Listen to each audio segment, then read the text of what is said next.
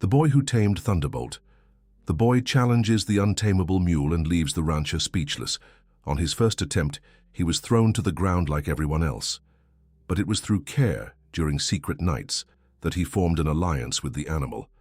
And in front of everyone, he didn't just win a bet, he overcame abandonment. If this story interested you, don't forget to subscribe to our channel and tell us which city you're watching from. We'll continue.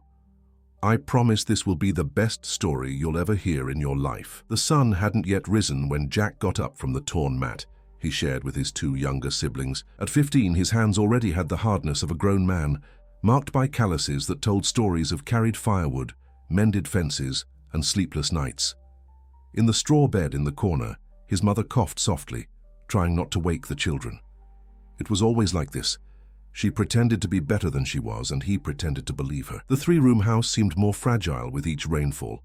The broken tiles let in leaks that formed puddles on the packed dirt floor. Jack grabbed the old bucket and went out to fetch water from the community well, walking barefoot along the still damp, muddy trail from the early morning. His feet knew every stone, every hole, every curve of that path he had walked since childhood. At the well, he found Mrs. Jenkins, the neighbor who always had a kind word and sometimes a piece of bread to offer. She observed him with those kind eyes that seemed to see beyond the surface. "How's your mother, Jack?" she asked while pulling up the rope of the bucket. "Getting better, Mrs. Jenkins. Yesterday I managed to buy some medicine at the pharmacy." He half lied. The medicine had cost the food money, but he couldn't say that. "You're a good boy, Jack. God sees that." She touched his shoulder with maternal affection. "By the way, have you heard about Colonel Sullivan's bet?" Jack shook his head. Mrs. Jenkins lowered her voice as if telling an important secret. "They say he's offering $5,000 to anyone who can ride that wild mule of his for 2 minutes.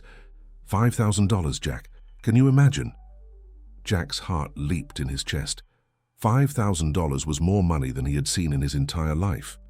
It meant medicine for his mother for years, food on the table, maybe even going back to school. It was the difference between surviving and living. "But nobody can do it, son. About 10 experienced ranch hands have tried. The last one left with a broken arm. That mule is from the devil." Jack returned home with his mind buzzing. While preparing the thin coffee and waking his siblings for another day of struggle, he couldn't get that information out of his mind. $5,000. A fortune. An opportunity. During the day, he carried firewood for 3 different houses, earned some change selling vegetables he harvested from other people's yards, and helped Mr. Thompson fix a fence in exchange for a plate of food. But in each task, his mind was on Colonel Sullivan's ranch on the wild mule, on the possibility that seemed as distant as the stars. In the afternoon, when the sun began to decline, Jack made a decision that would change his life forever. He told his siblings he would return soon and followed the dusty road toward the ranch. His bare feet raised clouds of dust with each step, and his heart beat harder with each mile traveled. Colonel Sullivan's ranch was the largest and most prosperous in the region. Iron gates, a grand house with an imposing porch, well-structured corrals, and dozens of heads of cattle grazing on lands that extended as far as the eye could see.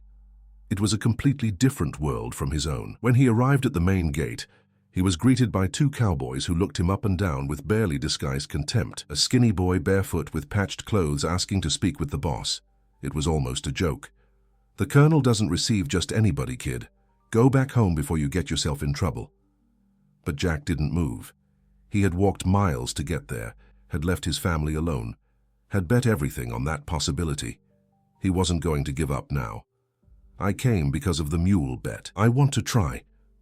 The cowboys looked at each other and began to laugh, a loud and cruel laugh that echoed across the ranch yard, attracting the attention of other workers.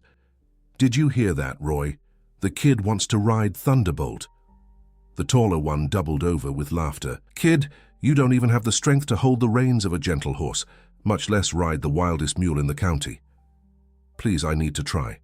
Jack's voice came out firmer than he expected. "I just want a chance." It was then that a deep voice cut through the air. Colonel Sullivan appeared on the porch of the main house, a corpulent man with a gray mustache and a severe look. He wore expensive leather boots and carried in his chest the pride of someone who had never been contradicted. "What's all this commotion?" he asked, descending the porch steps with heavy footsteps. "It's this kid here, Colonel. Came asking to ride Thunderbolt." The cowboy was still smiling. as if he had told the best joke of the year. The colonel observed Jack from head to toe, his small calculating eyes evaluating every detail. For a moment, Jack felt like an animal being examined before an auction. "What's your name, boy?" "Jack, sir." "Jack what?" "Jack Ferris, sir." "And you think you can do what experienced men couldn't?" There was irony in the colonel's voice, but also something more. Perhaps morbid curiosity. "I need to try, sir. My family needs it." The colonel walked around Jack like a predator circling its prey. His mind was calculating quickly. That skeletal boy wouldn't last even 5 seconds on Thunderbolt's back. It would be just another spectacle to entertain the workers and reinforce the legend of the invincible mule. "All right, Jack Ferris, you'll have your chance." He made a dramatic pause. "But if you lose, besides leaving here injured, you'll be forbidden from ever setting foot on this ranch again. Do you agree?"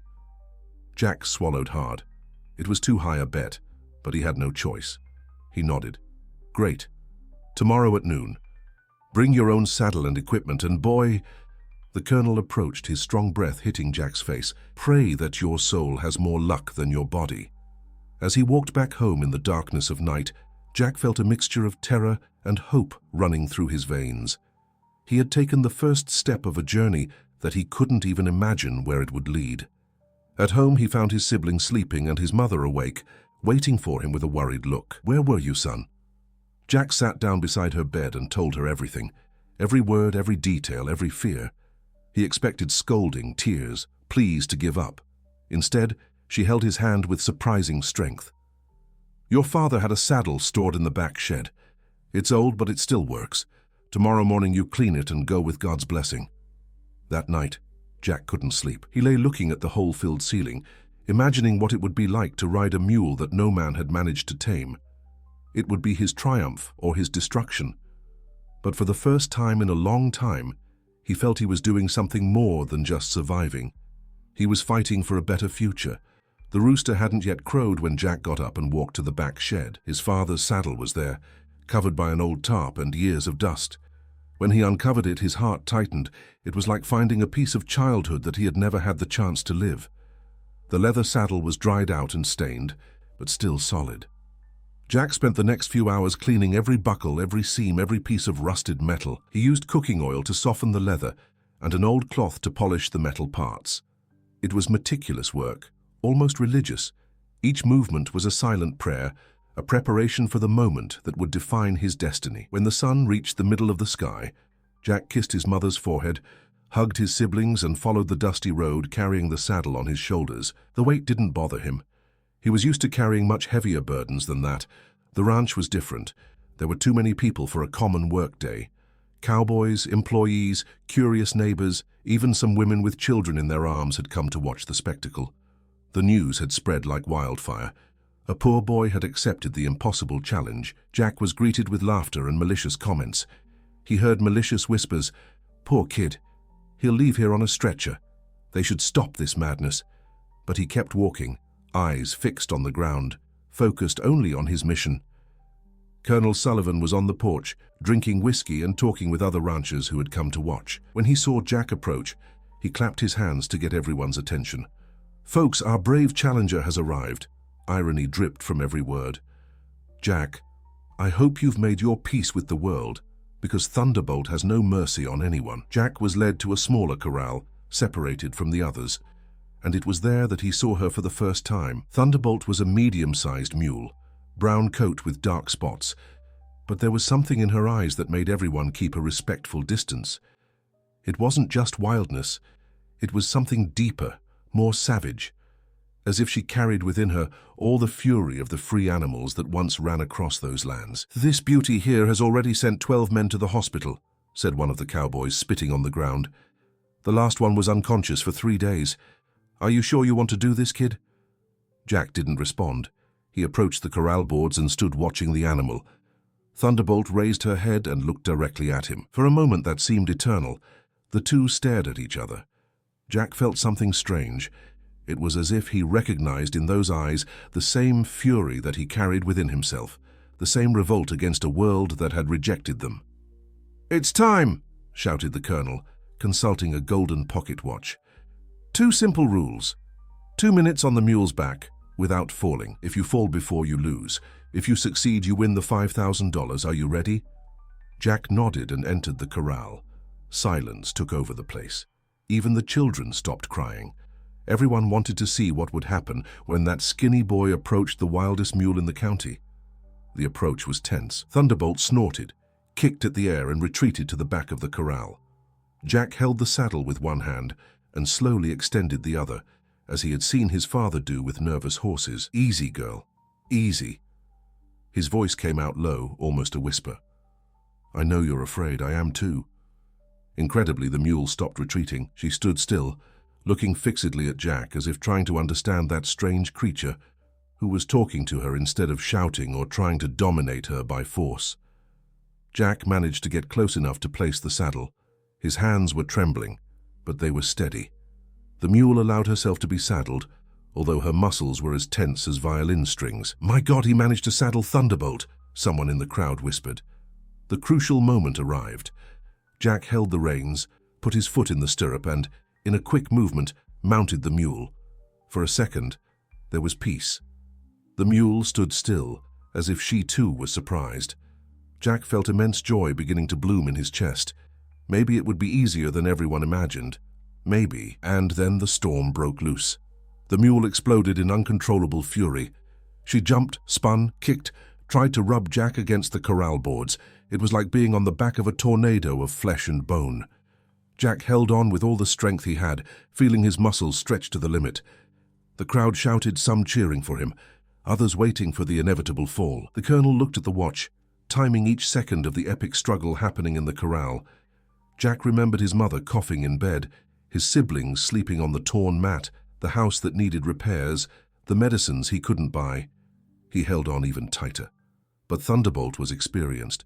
She had thrown men much bigger and stronger than that skinny boy. In a sudden maneuver, she jumped high and turned her body in the air. Jack had no way to hold on. He flew through the air and hit the ground with a dull thud that silenced the crowd. He remained motionless for a few seconds that seemed like hours. When he finally tried to get up, the world was spinning around him and a taste of blood filled his mouth. 45 seconds, announced the colonel, putting away the watch. Not even close to 2 minutes. The bet still stands for anyone with courage. Jack tried to protest, but the words wouldn't come out. His head was throbbing and his legs wouldn't obey. It was then that a shadow fell over him. It was a young woman of about 20, brown hair tied in a ponytail and green eyes full of concern. "Are you okay?" she asked, kneeling beside him. I need to try again," Jack mumbled, trying to get up. "What you need is medical attention. Come, I'll help you."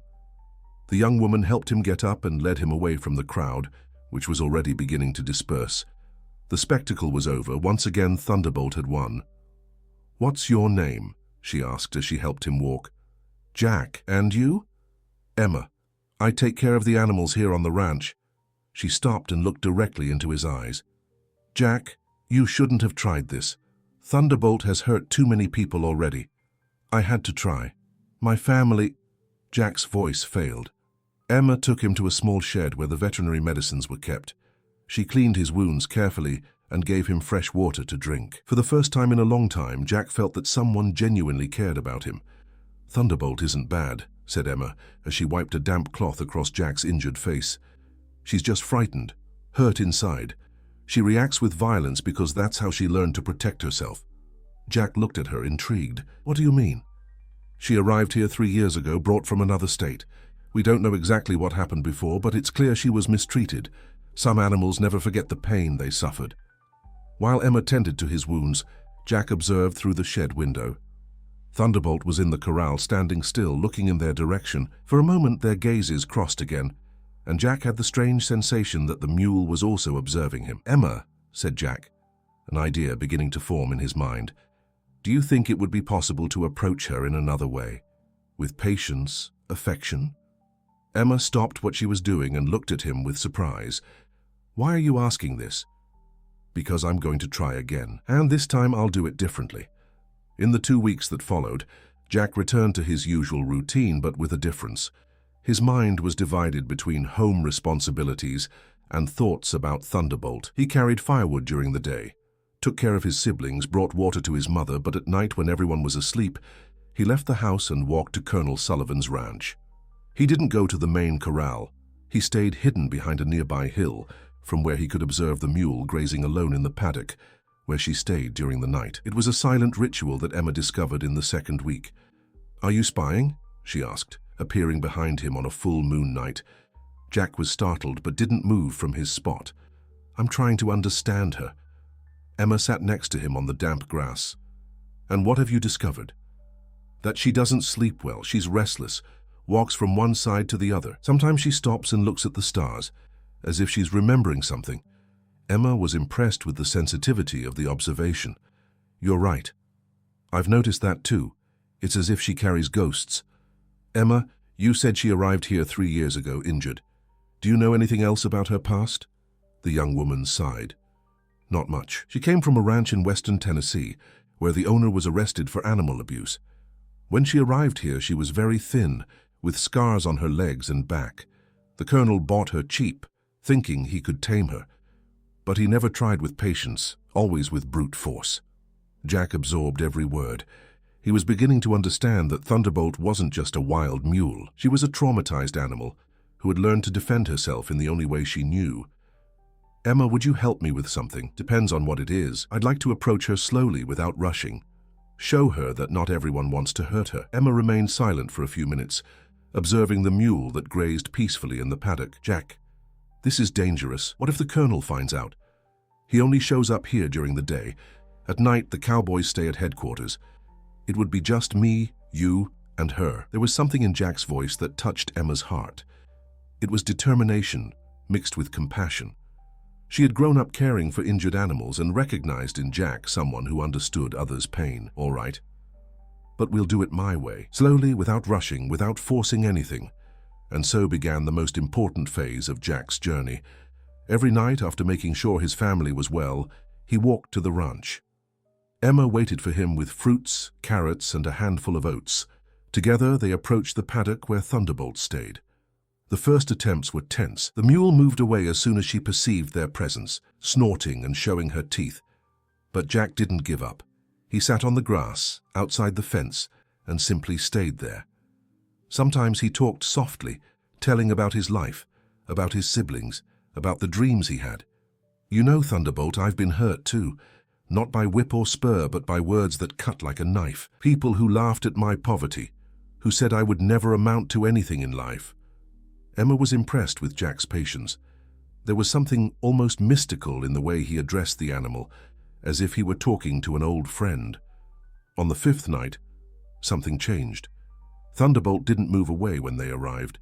She stood still, about 30 feet away, watching. Jack continued with his routine of sitting and talking, but this time he placed an apple on the ground near the fence. "I brought this for you. I know you like apples because I saw you eating the ones that fall from the tree near the pond." The mule looked at the fruit, then at Jack, then at the fruit again. Slowly she approached. She took the apple carefully and backed away to eat it. "She accepted it," Emma whispered, excited. From that night on, progress was constant. Thunderbolt began to approach earlier, to accept fruits from Jack's hands, to let him touch her neck over the fence. It was Emma who had the idea for the special rope. "My grandfather was a rope maker. He used to say that each rope carries the energy of who makes it. I'll make a special one for you." She spent 3 days braiding cotton fibers with soft leather strands, humming old songs as she worked. When it was ready, the rope was more than a simple object. It was a work of art and love. "This rope was made with the best intentions," said Emma, handing it to Jack. "If Thunderbolt trusts you, she'll accept it." On the 12th night, Jack managed to enter the paddock. Thunderbolt stood still, watching him attentively, but without aggression.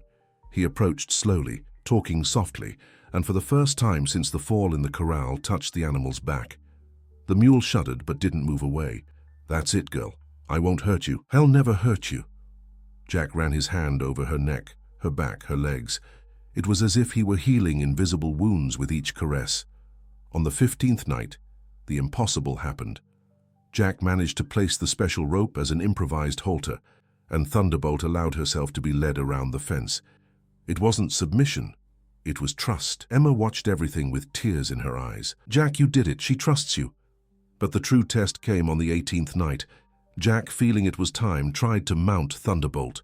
She tensed for a moment, but didn't explode in fury as before. She accepted his weight on her back and walked calmly around the paddock. "Ready for a second chance?" asked Emma. Jack nodded. "But first I need to talk to the Colonel." The next day Jack knocked again at the ranch gate. This time he wasn't received with laughter, but with surprise. Colonel Sullivan came down from the porch with a curious expression. "What do you want here, boy? I thought you had already learned your lesson." "I want a second chance, Colonel." "Second chance?" The rancher laughed. "You already had your opportunity and failed. The bet still stands, but not for you. You said that if I lost, I would be forbidden from setting foot on the ranch, but you didn't say I couldn't try again if I got a second chance." The Colonel frowned. There was something different about the boy, a confidence that didn't exist before. "And why should I give you a second chance?" "Because this time it will be different, and because you can double the bet." Their gazes met. The Colonel saw a challenge in Jack's eyes, something that awakened his curiosity and his wounded pride. "Doubling the bet means that if you lose, besides never being able to step foot here again, you'll work for me for free for a year. Do you accept?" Jack swallowed hard. It was an even riskier bet, but he was sure that this time it would be different. "I accept, Colonel. When can I try?" "Tomorrow at noon. And boy—" The Colonel approached, his eyes shining with a mixture of amusement and malice. "This time I'm going to invite even more people to watch. I want your humiliation to be complete." The news of the second attempt spread through the region like wildfire. Colonel Sullivan had kept his promise. He invited people from all over. Neighboring ranchers, merchants from town, entire families came to watch what everyone believed would be the second and definitive failure of the poor boy who had dared to challenge the wildest mule in the county. Jack woke up early that morning. He hadn't slept well, but felt a strange peace in his heart. He spent the morning helping his mother, playing with his siblings, taking care of the last household details as if it were an ordinary day. But inside, he knew that nothing would be the same after that noon. "Son," said his mother, holding his hand as he prepared to leave, "whatever the outcome, I'm proud of you. You've already proven that you have courage." "I'll succeed, Mom. I feel it." At the ranch, the movement was intense. There were more than 100 people scattered around the corral, sitting in chairs on top of fences, some even on top of trucks to have a better view. The Colonel had transformed it into a real festival, selling food and drink, taking the opportunity to display his wealth and power. When Jack arrived, carrying his father's saddle and the special rope that Emma had made, the buzz increased. Malicious comments echoed through the air. "Here comes the brave one again. This time he'll break his neck. They should stop this madness." But Jack no longer heard any of this. His attention was completely focused on Thunderbolt, who was in the smaller corral, restless with so much movement and noise. He could see in her eyes the same tension he felt, the same fear of what was to come. Emma appeared by his side discreetly. "How are you feeling?" "Nervous but confident." "And her?" "Scared with so many people.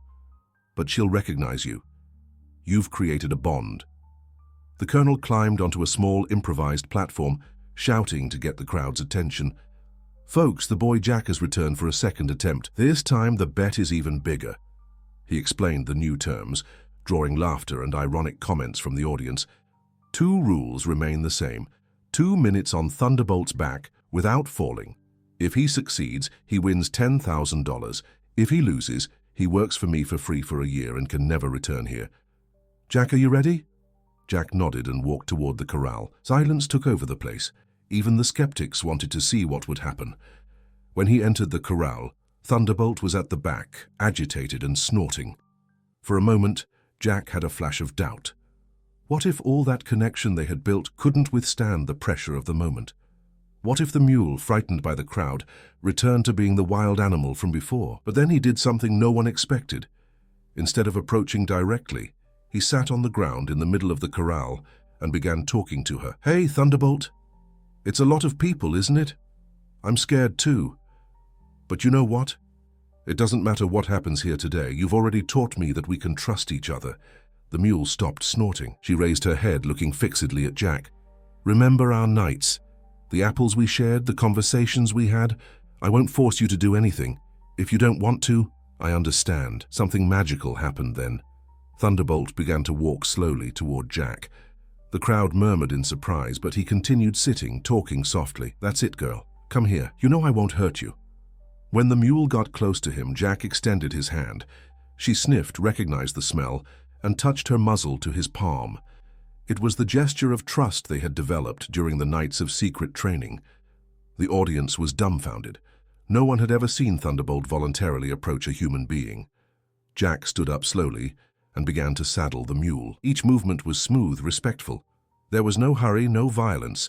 It was almost a dance, a sacred ceremony between two beings who had learned to understand each other. "My God," someone in the crowd whispered. "He's saddling Thunderbolt and she's letting him." When the time came to mount, Jack paused for a moment. He looked into the mule's eyes and whispered, "Are you ready? Can we do this together?" Thunderbolt remained motionless, as if giving permission. Jack mounted with the smoothness of someone mounting a gentle horse. For a few seconds they stood still in the middle of the corral, the mule beneath him, tranquil, almost meditative. The crowd in absolute silence, witnessing something that no one believed possible. And then something even more incredible happened. Instead of exploding in fury as everyone expected, Thunderbolt began to walk calmly around the corral. It wasn't forced submission, it was partnership. The colonel looked at the watch, incredulous. 30 seconds, 1 minute, 1.5 minutes. Jack wasn't just riding the mule, he was in perfect harmony with her. When she turned left, he accompanied the movement. When she quickened her pace, he adjusted naturally. It was as if they were one being. 2 minutes, someone in the crowd shouted. The colonel looked at the watch once more, his hands trembling slightly. 2 minutes and 15 seconds, 2 minutes and 30 seconds. Jack had not only succeeded, he was breaking all records. It was then that he decided to dismount, not because he had to, but because he felt it was time. He got down from Thunderbolt with the same smoothness with which he had mounted, and did something that no one would ever forget.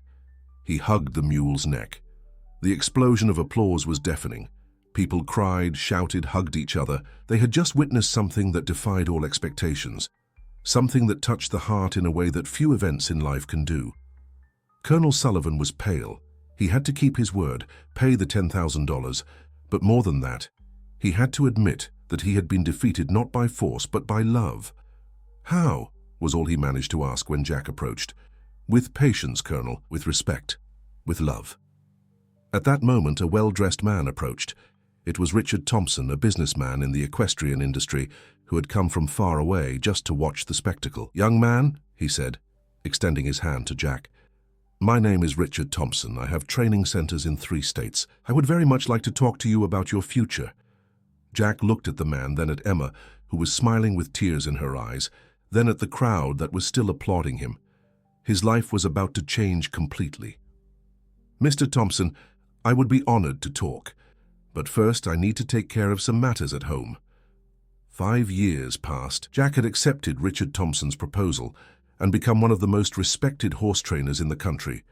He specialized in animals considered impossible, those that others had abandoned as lost causes. With the money earned, he renovated the house, bought medicines for his mother, put his siblings in school, but more important than that, he created a social project where he taught underprivileged youth the art of working with horses, offering an opportunity for a better life through love for animals. Colonel Sullivan, ironically, had lost almost everything.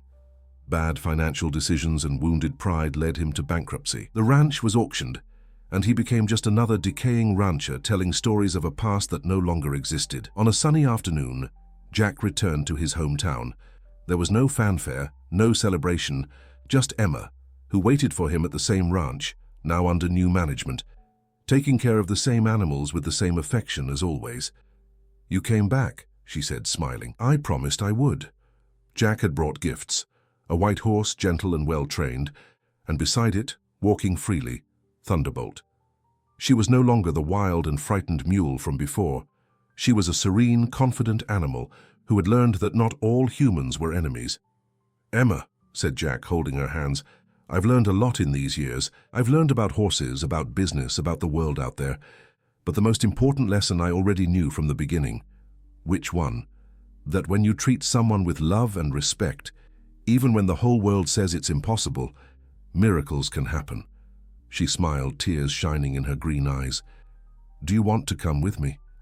We have a lot of work to do. Many young people needing opportunities, many animals needing care. Emma looked around at the ranch where she had spent her entire life, then looked at Jack, at the man he had become. Of course I will. I always knew this day would come. On the day of the inauguration of the new training center, built on the same land where Jack had been humiliated years before, hundreds of young people gathered to hear his words. He climbed onto a small platform, looked at the audience of hopeful faces and said, "When people tell you that you're worth nothing, when they say your dreams are impossible, remember that true dreams don't ask permission to exist. They only need someone with enough courage to sustain them. And you, all of you, have that courage within you." The story of Jack and Thunderbolt wasn't just remembered as that of a one-bet. It was remembered as proof that dignity, when respected and nurtured with love, is stronger than any challenge that life may impose. The end. Dear listeners, we hope that the story of Jack and Thunderbolt has deeply touched your hearts. This narrative shows us that sometimes the greatest victories don't come from brute force, but from patience, love, and mutual understanding.